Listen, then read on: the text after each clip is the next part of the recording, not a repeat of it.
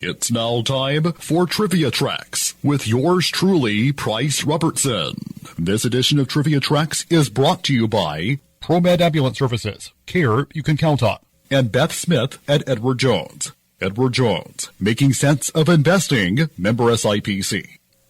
At one point in their careers, these two beloved recording stars were among the four biggest sellers in the music business. Eddy Arnold, one of the architects of the Nashville sound, and of course Bing Crosby, the godfather of crooners. When Arnold sold his 50 millionth record in 1967, it was an achievement equaled only by Crosby, Elvis Presley, and the Beatles. Here are these fast facts about the Tennessee Plowboy and the Old Groaner. According to a formula derived by the late music historian Joel Whitburn, Eddy Arnold is the all-time leader in an overall ranking for hits and their time on the charts. Campus folklore tells the story that Bing Crosby was kicked out of Gonzaga because he threw a piano out of the Smet Hall, an all-boys dormitory. This event could not have happened because Bing left campus in 1924, and the dormitory was not constructed until October 1925.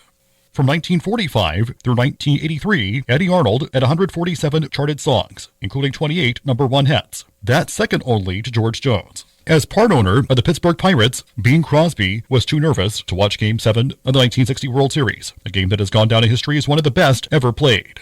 The singer was so worried about jinxing the team that he left the country, traveling to Paris, content to listen to the game on the radio. Fortunately, he had the foresight to have the game recorded by kinescope as it played on TV. If he hadn't, we might not have a copy of the game at all. Eddy Arnold was one of the volunteer researchers who found the wreckage of his friend and fellow country singer Jim Reeves' plane on August 2, 1964, 2 days after it crashed. Several pictures show Arnold at the site with several other searchers, with a blanket over Reeves' body, shortly after it was found. Throughout his career, Bing Crosby was open to movie offers. Many of them he either turned down or never went into production altogether. For example, he was slated to appear in a never-completed film noir called Choice of Violence in 1963. He did, however, take on a rare non-singing, unsympathetic role in 1957's Man on Fire, although he performed the title song during the main titles. Till next time, I'm Price Robertson.